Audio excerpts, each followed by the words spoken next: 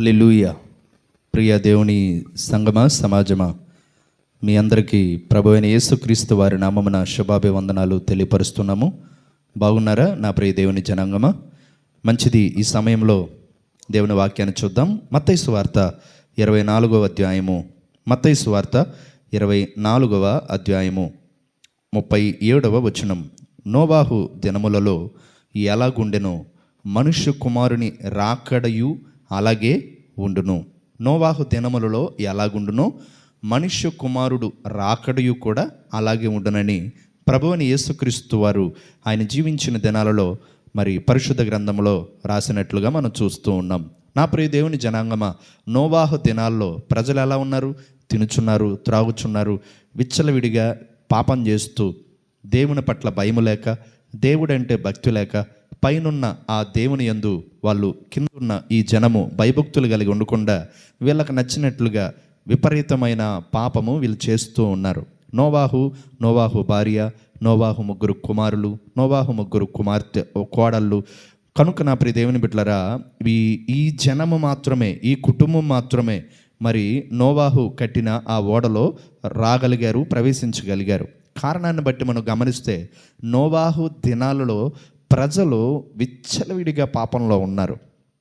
మరి వాక్యం సెలవిస్తే ప్రియమైన దేవుని బిడ్డలారా, ఇప్పుడు కూడా ప్రజెంట్ డేస్లో కూడా మరి క్రైస్తవులు, విశ్వాసులు, దేవుని బిడ్డలు చాలామంది కనబడుతున్నారు. కానీ ఈ దినాలలో కూడా ఎలా ఉండిద్ది అంటే అండి, నోవాహు దినములు ఎలాగుండునో మనుష్య కుమారుడు రాకడు కూడా అలాగే ఉండును. ప్రియమైన దేవుని బిడ్డలారా, ఆ దినాల్లో జలప్రళయం వచ్చింది నోవాహు దినాల్లో.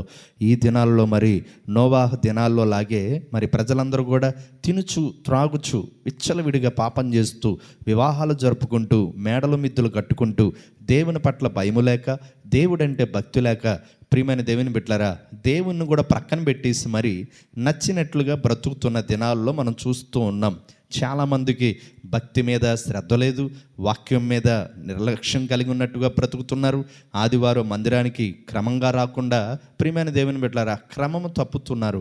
మరి ఈ రోజుల్లో మనం గమనిస్తే వాక్యం తెలిసిన వారు కూడా, దేవునిలో ఎంతో కాలం నుండి నలిగిన వారు కూడా మరి తొలగిపోతున్నట్లుగా చూస్తూ ఉన్నాం. దేనిని బట్టి అంటే నా ప్రియ దేవుని బిడ్డలారా, మరి అంత్య దినాల్లో మనమున్నాం, రాకడ దినాల్లో మనమున్నాం. ఈ దినాల్లో కూడా నోవాహు దినాల్లో ఎలాగైతే ప్రజలు ఉన్నారో ఇప్పుడు కూడా అలాగే ప్రజలు జీవిస్తూ ఉంటారు. అటువంటి సమయంలో ప్రభువైన యేసుక్రీస్తు వారు ఏ గడియను వస్తాడో ఎవరికి తెలియదు. ఆయన ఒక దొంగ వలె వస్తాడని వాక్యం సెలవిస్తున్నది. ఆయన వచ్చేసరికల్లా ఆయన కొరకు ఎదురు చూచేటట్లుగా ఉండాలి సంఘం. వరుడైనటువంటి ప్రభువైన యేసు కొరకు వధువైన సంఘము తనను తాను అలంకరించుకొని, సిద్ధము చేసుకొని ఆ వరుడు కొరకు ఎదురు చూసేటట్లుగా మెలకువ కలిగి ఉండాలి. మెలకువ లేకపోతే ఎలా? ఈ రోజుల్లో చాలామందికి మెలకువ లేదు. ప్రార్థన పట్ల మెలకువ లేదు, ఆరాధన పట్ల మెలకువ లేదు, వాక్యం పట్ల మెలకువ లేదు. రక్షకుడు ఏ దినమున వస్తాడో ఆయన వచ్చేసరికల్లా ఇదిగో ఆయన నేడే రాబోతున్నాడు, కనుక నేను మెలకువ కలిగి ఉండాలి, కనుక నేను శ్రద్ధతో వాక్యాన్ని పాటించాలి, కనుక నేను దేవుని వాక్యాన్ని వెంబడించాలి, కనుక నేను దేవుని వెంబడించాలి, దేవుని యందు విశ్వాసం ఉంచాలి, నేను పొందుకున్న రక్షణను కాపాడుకుంటూ ముందుకు వెళ్ళాలి, అనేకులను రక్షించే వ్యక్తిగా, అనేకులను దేవుని మార్గంలోకి నడిపించే వ్యక్తిగా నేను ఉండాలి అన్న ఆలోచన ఈరోజు చాలామందికి తక్కువైపోతున్న దినాల్లో మనం చూస్తూ ఉన్నాం. నా ప్రియ దేవుని బిడ్డలారా, ఆ దినాలలో, నోవాహు దినాలలో ఎలాగైతే ప్రజలు దేవుడంటే భయం లేకుండా బ్రతుకుతున్నారో ఈ రోజుల్లో కూడా చాలామంది అండి దేవుడంటే భయం లేదు, దేవుని అంటే భక్తి లేదు. దేవుని బిడ్డలుగా చెప్పబడుతున్నటువంటి వారే పేరుకే క్రైస్తవులు, కానీ వారి ప్రవర్తనలో క్రైస్తవ్యం కనబడుతుల్లా, వారి స్వభావాలలో క్రైస్తవ్యం కనబడుతుల్లా.